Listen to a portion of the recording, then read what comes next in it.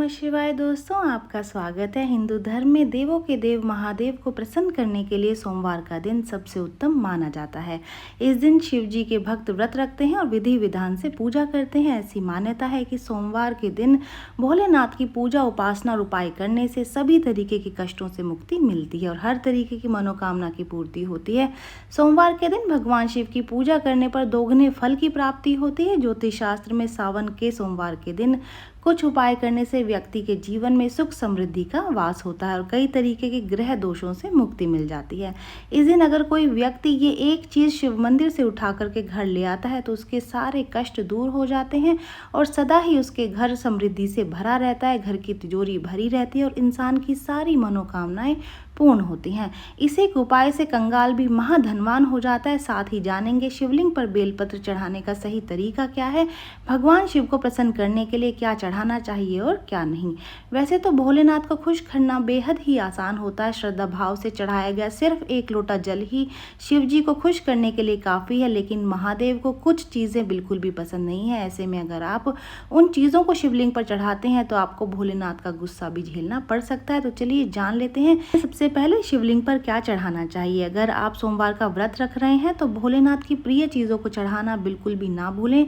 वो चीज़ें हैं जल, दूध, चीनी, केसर, इत्र, दही, देसी घी, चंदन, शहद, भांग, धतूरा, बेलपत्र, फल, मसूर की दाल, मदार के फूल जैसी चीज़ें शिव जी को बेहद प्रिय हैं और सावन के सोमवार की पूजा में इन चीज़ों को ज़रूर से शामिल करना चाहिए। अब जान लेते हैं कि शिवलिंग पर क्या नहीं चढ़ाना चाहिए। वहीं अगर आप सावन के सोमवार में भोलेनाथ को खुश करना चाहती हैं तो भूल करके भी उन्हें कुछ चीज़ें अर्पित ना करें, वरना आपको उनकी नाराज़गी, उनका गुस्सा झेलना पड़ सकता है।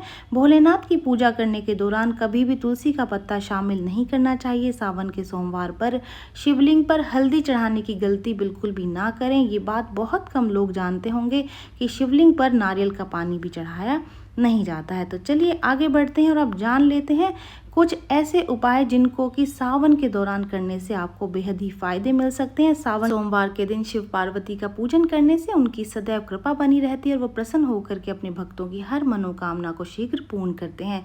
कुंवारी कन्याएं इस दिन शिव पार्वती की पूजा करती हैं और उन्हें मनचाहा वर प्राप्त होता है। इसके अलावा सुहागिन महिलाओं को भी अखंड सौभाग्य की प्राप्ति होती है। जिन लोगों की कुंडली में काल सर्प दोष है, पितृ दोष है और शनि का प्रकोप है, उनको सोमवार के दिन शिवलिंग पर जल अभिषेक, पंचामृत या फिर रुद्राभिषेक करना चाहिए। इससे उनको बेहद ही लाभ होगा। ऐसा कहा जाता है कि जो भी व्यक्ति सोमवार का व्रत रखता है, अगर वो शिव मंदिर जाए और वहां जाकर के ये एक चीज़ उठा करके अपने घर ले आए तो उसके घर की सारी समस्याएं, सारे कष्ट दूर हो जाते हैं और घर धन धान्य से भर जाता है। भगवान शिव के शिवलिंग पर जल चढ़ा करके आपको बेलपत्र चढ़ाना है। अगर आपके जीवन में कोई समस्या है, कोई बाधा है, धन संपत्ति को लेकर के कोई समस्या रहती है या फिर कर्ज ही बना रहता है, तो सोमवार की शाम किसी भी शिव मंदिर में जाकर के ये एक खास उपाय आपको करना है। ये उपाय बेलपत्र से जुड़ा हुआ है।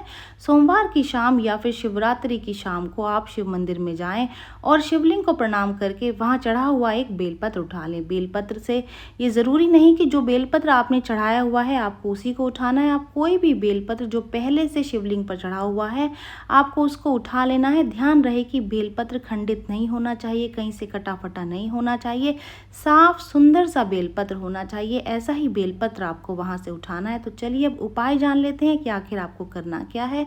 इस बेलपत्र को दोनों हाथों में लेकर के महादेव को प्रणाम करें और फिर कहें, हे महादेव, ये बेलपत्र अपने हाथों में लेकर के मैं खुद को आपके हाथों में सौंप रहा हूँ। अब आप मेरी देखभाल करें। ऐसा करने के बाद अपनी मनोकामना मन में कहें और फिर कर्पूर गौरम करुणावतारम स्तुति कहें। इसके बाद आपको वह बेलपत्र हृदय से लगा करके घर ले आना है। किसी से बात नहीं करनी है। जब भी आप ये उपाय करें आपको चुपचाप रहना है। जब तक आप वो बेलपत्र उठाते हैं और जब तक आप उसको घर लेकर के आते हैं तब तक आपने किसी से भी बात नहीं करनी है। अगर आप धन आदि की समस्या से परेशान हैं तो उस बेलपत्र को आप तिजोरी में रख सकते हैं। अगर कोई मानसिक समस्या है तो पूजा घर में रखें और रोज पूजा करें। 3 हफ्ते में इसका परिणाम आपको दिखने लगेगा। आपके घर में सकारात्मकता का प्रभाव होगा और आप खुद भी अपने आप को सकारात्मकता अनुभव करेंगे। ये उपाय अगर आप आज सोमवार है तो आज की शाम ही कर लीजिए। इसको करने में आपको बिल्कुल भी देरी नहीं करनी चाहिए, क्योंकि ये उपाय करने से आपका घर धन धान्य से परिपूर्ण होगा। सारी समस्याएं, सारे कष्ट आपके जीवन से छूमंतर हो जाएंगे। भगवान शिव को सावन का महीना हो या फिर सावन के सोमवार या फिर हर साल के सोमवार, उनकी सबसे प्रिय चीज़ बेलपत्र जरूर अर्पित किया जाता है। बेलपत्र भगवान शिव को सबसे ज़्यादा प्रिय होता है। शास्त्रों में शिवलिंग पर बेलपत्र को चढ़ाने के कई तरीके के नियम बताए गए हैं, जिन्हें हर शिव भक्त को जरूर से मालूम होना चाहिए। अब जान लेते हैं बेलपत्र से जुड़ी हुई कुछ महत्वपूर्ण बातें। भगवान शिव को सावन का महीना हो या फिर सावन के सोमवार या फिर साल के चलने वाले सोमवार, उनकी सबसे प्रिय चीज़ बेलपत्र जरूर से अर्पित किया जाता है। बेलपत्र भगवान शिव को सबसे ज़्यादा प्रिय होता है। शास्त्रों में शिवलिंग पर बेलपत्र को चढ़ाने के बारे में कई तरीके के नियम बताए गए हैं, जिसे हर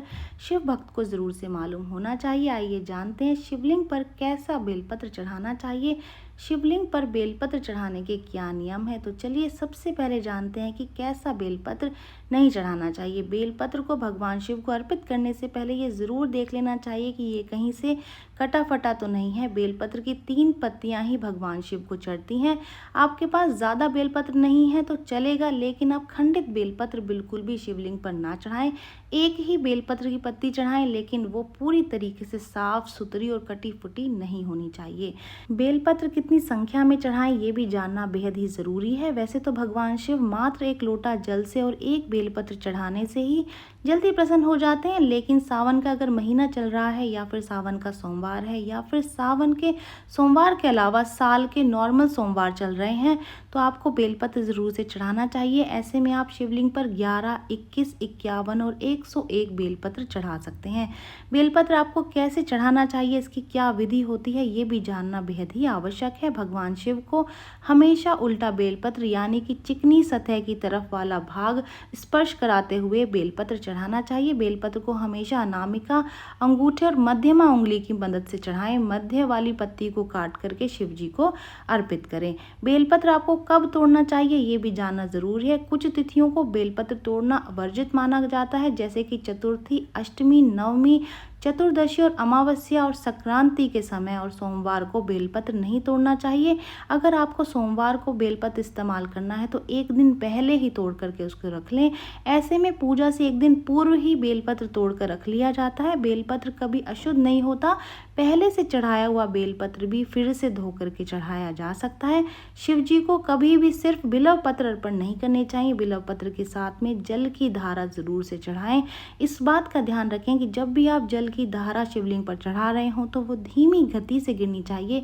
एकदम से बहुत सारा जल शिवलिंग पर नहीं चढ़ाना चाहिए। सावन के महीने के साथ साथ साल के सारे सोमवार महादेव शिव के माने जाते हैं। वे अंत के कर्ता हैं, सृजन के आधार हैं। त्रिदेवों में अकेले महादेव ही हैं जिनकी मूर्ति से अधिक लिंग स्वरूप की पूजा की जाती है। महादेव शिव की पूजा में जंगली फल और अधिकतर ऐसी चीज़ें शामिल होती हैं जो सबसे अलग हैं।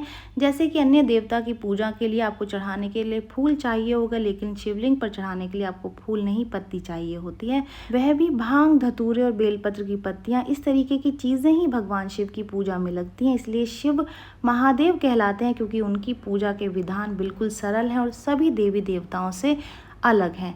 ये जानकारी यहीं तक ही। उम्मीद है दी गई जानकारी आपके काम आएगी और आप इसका लाभ उठाएंगे। जो लोग वीडियो देख रहे हैं वीडियो को लाइक कर दीजिए, चैनल को सब्सक्राइब कर दें, नोटिफिकेशन बेल को दबाना बिल्कुल भी ना भूलें, क्योंकि यहाँ पर इस तरीके की महत्वपूर्ण जानकारियाँ मिलती रहती हैं। तो चलिए मिलते हैं नई वीडियो में नई जानकारी के साथ।